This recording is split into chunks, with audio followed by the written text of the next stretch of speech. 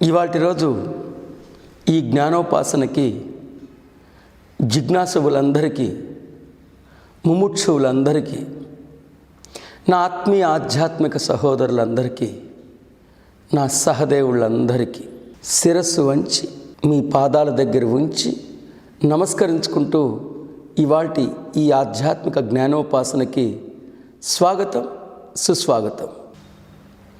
సనాతన సాంప్రదాయం, సనాతన సాంప్రదాయం, సనాతన సాంప్రదాయం వింటూనే ఉన్నాంగా, అంటూనే ఉన్నాంగా, వచిస్తూనే ఉన్నాం, రచిస్తూనే ఉన్నాం. మరింతకీ ఆ సనాతన సాంప్రదాయం అంటే ఏంటి? సనాతన సాంప్రదాయం అంటే మతం కానే కాదు సుమా. నిజంగా అది మతమే అయితే సనాతన సాంప్రదాయం అని వచించేవాళ్ళం కాదు, రచించేవాళ్ళం కాదు. సనాతన సాంప్రదాయం అంటే అత్యంత ప్రాచీనమైనది, నిత్య నూతనమైనది. The ancient, that which never gets outdated. సనాతన సాంప్రదాయం అంటే అత్యంత ప్రాచీనమైనది, నిత్య నూతనమైనది. మరి సనాతన సాంప్రదాయం అంటే ఏ నాగరికత? అది కూడా తెలుసుకునే ప్రయత్నం చేద్దాం. ఈ భూపరితలం మీద ఇప్పటికే ఎన్నెన్నో అసంఖ్యాకమైన నాగరికతలు ఆవిర్భవించాయి, నిష్క్రమించాయి. వాటిల్లో కొన్ని నాగరికతలు నేటి ఈ ఆధునిక నాగరికత కన్నా సాంకేతికంగా, ఆధ్యాత్మికంగా ముందున్నాయి, కొన్ని వెనకబడి ఉన్నాయి. అలాంటి అసంఖ్యాకమైన అనేక నాగరికతల్లో ఒక నాగరికతలన్నిటిలోకి మొకటాయమానం. సరిగ్గా ఆ నాగరికతలోనే భూతలాన్ని ఆధ్యాత్మిక తోరణాలతో అలంకరించడం జరిగింది. నాటి ఆ అద్భుతమైన నాగరికత ఆధ్యాత్మికతకే అగ్రతాంబూలం వేసింది. విద్యలన్నిటిలోకి రాజవిద్య ఆత్మవిద్యే అని నినదించింది, విధి విధానంగా జీవించింది. ఆ అద్భుతమైన ఆధ్యాత్మిక వైభవమే సనాతన సాంప్రదాయం. అప్పుడు ఉపదేశించబడినదే అత్యంత నిగూఢమైన ఆధ్యాత్మిక జ్ఞానం. అదే సనాతన సాంప్రదాయం. ఆ సనాతన సాంప్రదాయం అన్నప్పుడు సాధకుడికి సనాతన సాంప్రదాయంలో అంతర్భాగంగా జీవించిన మానవుడు ఎన్నింటికి నిద్రలేచేవాడు, ఎన్నింటికి పడుకునేవాడు, ఏం తినేవాడు, ఎంతసేపట్లో జీర్ణించుకునేవాడు, ఎంత పొడుగ్గా ఉండేవాడు, ఎంత పొట్టిగా ఉండేవాడు, ఎలాంటి వస్త్రధారణల్ని ధరించేవాడు, ఇవి కాదు మీ మధ్యలో మెదలాల్సింది. ఏమి తెలిసి సనాతన సాంప్రదాయంలో అంతర్భాగంగా జీవిస్తున్న మానవుడు అంత ఉత్కృష్టమైన జీవితాన్ని జీవించగలిగాడు?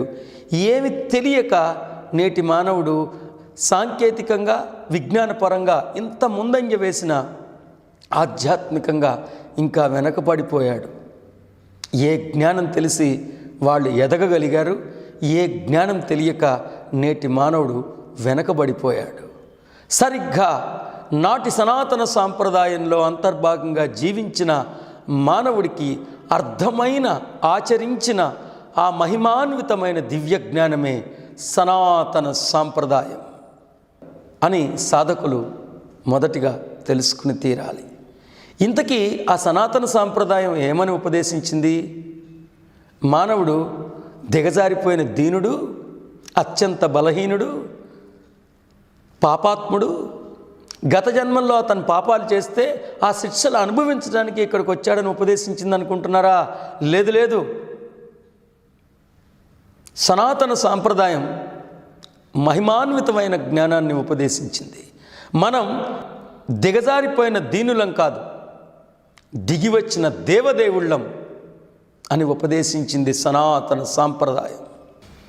మనిషి అన్ని రంగాల్లో ఓడిపోయి కుప్పకూలిపోతే, నిరుత్సాహంతో నిర్వీర్యమైపోతే, నిర్లిప్తతకు లోనైతే, ఆఖరి శ్వాస కోసం కొట్టుమిట్టాడుతుంటే, అలాంటి మనిషికి సైతం సనాతన సాంప్రదాయం ఉపదేశించిన అద్భుతమైన దివ్య జ్ఞానాన్ని ప్రబోధిస్తే మళ్ళీ పునర్జీవిస్తాడు. మళ్ళీ ఒక్క ఉదుటున లేచి నుంచోగలిగే సత్తా, సామర్థ్యాన్ని పరికల్పిస్తుంది సనాతన సాంప్రదాయం. మానవుడు ఊహకు కూడా ఊహించుకోలేని అత్యంత నిగూఢమైన జ్ఞానమే సనాతన సాంప్రదాయం.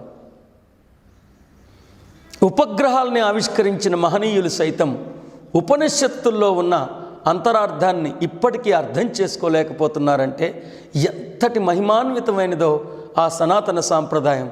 ఋషిపుంగవులు ఉపదేశించిన జ్ఞానం ఎంత మహిమాన్వితమైనదో సాధకులు అర్థం చేసుకోవాలి. ఎందుకంటే జ్ఞానం విలువ తెలుసుకోకుండా జ్ఞానాన్ని తెలుసుకోవటం అసాధ్యం. జ్ఞానం విలువ తెలుసుకుని జ్ఞానాన్ని తెలుసుకునే సుగుణాన్నే శ్రద్ధ అని ఉపదేశించారు. అందుకే శ్రద్ధామాన్ లభతే అని గీతాచార్యులు ఉపదేశించారు.